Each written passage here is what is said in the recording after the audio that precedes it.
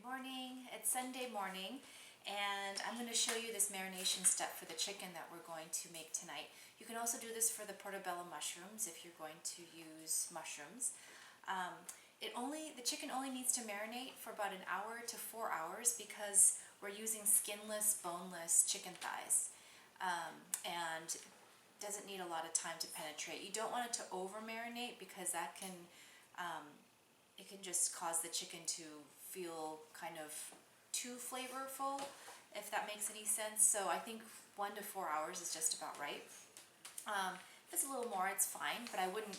That's why I didn't send this out last night, because I don't want it to marinate for too long. So the first thing we're going to do is you're going to have all of your ingredients ready. So I have 2 pounds of boneless, skinless chicken thigh. If you're going to use chicken breast, you can.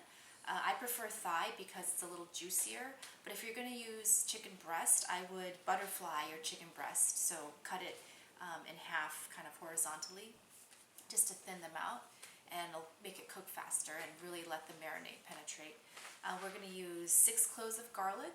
We're going to use half a cup of olive oil, the juice of 2 lemons. I'm also going to use some of the zest too, but you don't have to. Kosher salt, black pepper. You're going to use cumin and paprika and turmeric and cinnamon, and a dash of red pepper flakes if you want a little spicy. So I'm going to start by chopping or mincing 6 cloves of garlic, and as usual I use my technique of smashing the garlic cloves, and that way it makes it easier to peel, and since I'm going to be mincing them anyway, it'll kind of start off the first step of mincing. These are pretty big garlic cloves. I have 4 here. I think I'll just use 5, but you should use up to 6 if your cloves are smaller. See, these are considered big garlic cloves. I'd say a medium or a normal size one is maybe about half this size. So I'm just going to smash each one, just like that. And that'll make it easier to peel. And then I have my little compost bowl here, so I'll just peel it into my compost bowl. And what I always do is I always talk about this, there's this like little kind of hard round end to it, and then near the stem, so I always cut that part off. Okay. So another way, if you don't want to mince by hand, you can also use a microplane, and I'm going to do a session one time. I'm going to maybe do a little kitchen tour and share with you some of my favorite kitchen tools, but one of my favorite kitchen tools is this. It's a microplane, and if you've cooked with me, you know that I suggest it a lot. I know it's not something everybody has, and so you can often use a box grater if you don't have a microplane, but if you're looking for some pretty essential kitchen items, it's one I use a lot for zesting citrus, and you can grate garlic with it. That's where I was going with this story. So I'm going to cut the ends off of my garlic cloves, and like that, just a little bit, and then I'm just going to mince. And my technique for mincing is pretty straightforward. I just kind of turn them over so that they're not rolling all over the place. So as flat a surface as possible, and I just very thinly slice them just to start them off. And then once they're kind of laid out, I just mince them, and I scrape them into a pile in the middle, and then I just mince them again. And also be sure to examine each of your garlic cloves for any kind of like bruises or scarring. Like I noticed here this piece has a little bit of brown scarring. I'm just going to toss that.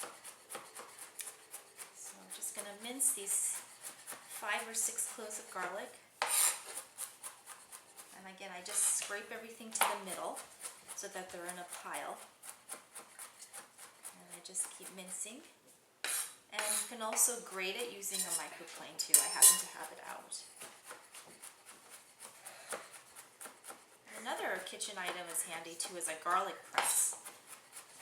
You can use use that as well. I'll go over all of these kitchen tools sometime. Maybe in time for the holidays, you can ask your parents for some of these items if you don't have them already. I'll make a list of essential kitchen tools and some nice to have kitchen tools. I would say the microplane is an essential one because they're not that expensive either.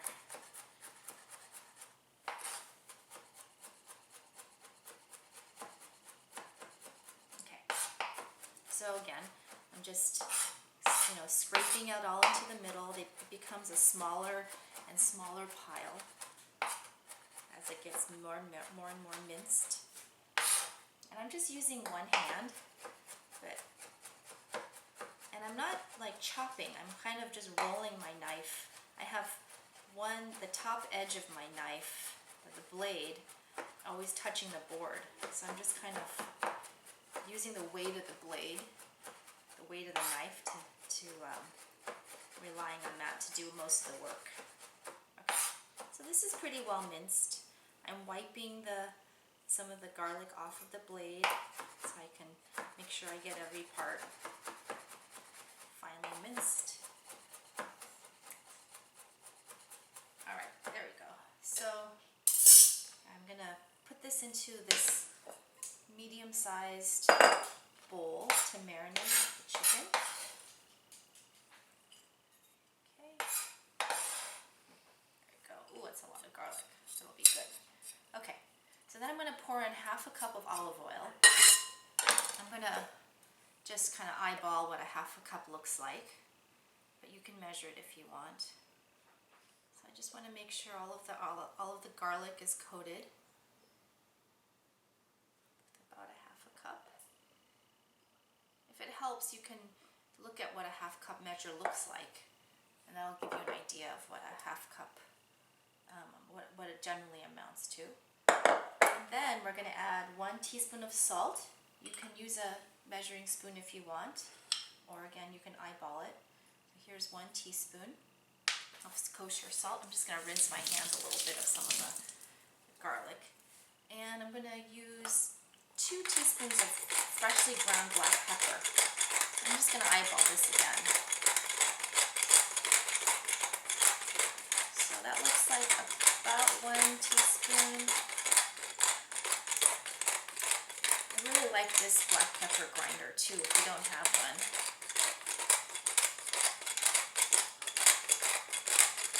Alright, that's about 2 teaspoons of ground black pepper. Okay, and then we're going to use 2 teaspoons of ground cumin. So I'll just roughly 1, 2. Okay. I have paprika here. This is just regular, not smoked paprika. Although if smoked is all you have, you can use that. Oops, 2 teaspoons. 2 teaspoons of this.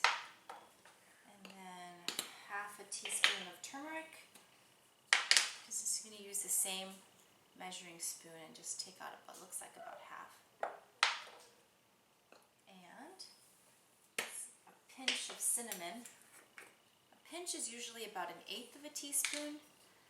So I'm just going to put in what I think is about 1/8. I'm actually going to pour it into my hand, so in case I pour in too much. Okay. And then just to make it a little spicy, just enough red pepper flake to taste. So you can put in as little or as much as you want. I'm going to take a fork, or you can use a whisk too. I'm just going to mix it all together so that the spices can combine with the olive oil and flavor that olive oil. And then the last thing I'm going to add to this marinade is some lemon. So you're going to use the juice of 2 lemons. I love these lemons that I get from our good friends Lynn and Justin and Coda and Taryn's parents. I try not to waste any of it, so I'm actually going to use some of the zest too. So I'll show you, I'm taking my microplane and I'm going to zest it. There's a number of ways you can zest citrus.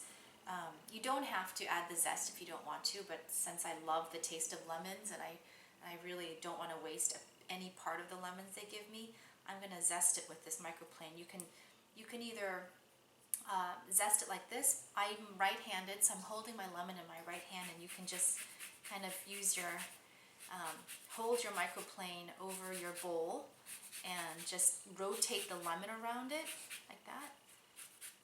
So that's how I've always done it, but I noticed when I worked at Bake Sale Betty, the way Betty does, Allison does it, is she holds it in the opposite hand. So she holds her lemon in her left hand, her microplane in her right, and then she uses the microplane and has the microplane do the work by kind of rotating the microplane around the lemon like that.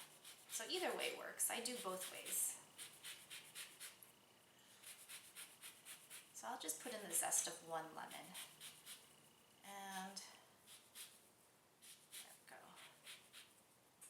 So now I have all this zest collected in my microplane. I'm just going to add it to my marinade.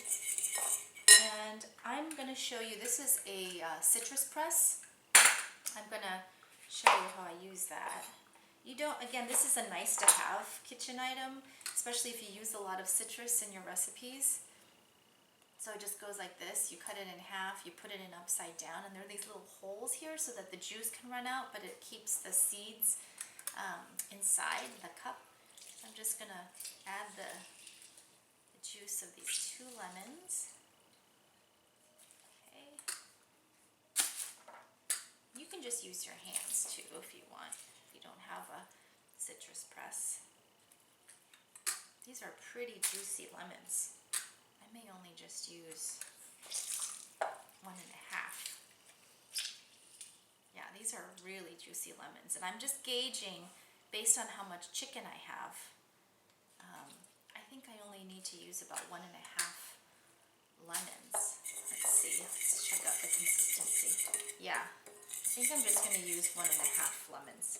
So this probably yielded about, these 2 incredibly juicy lemons probably yielded about, I'd say 1/4 cup of lemon juice, and that's about all you need.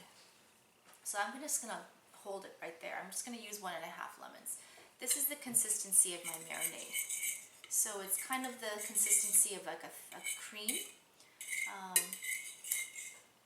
It's still, you know, it's still running around, it's still pourable, but this is about the consistency. So now I'm going to add my chicken, and I'm going to take it out of the package. Super easy. Just going to throw it in so I don't even have to touch the chicken. There we go. I'll have to wipe that off later. I'm going to take my fork, and I'm just going to press, make sure every piece of chicken is coated in the marinade. I'm going to kind of turn some of the pieces over because I want every surface to have touched the marinade. Okay, so I'm going to flip some of the pieces around.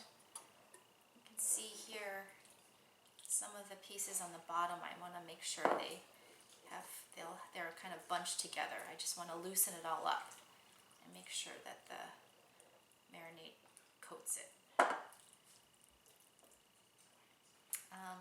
And then after this, you're all done. You just cover it with a piece of plastic, or you can put a lid on it and put it in your fridge. And then right before we start cooking, take it out of the fridge and we'll be ready to cook. So I'll see you this afternoon at 5 o'clock.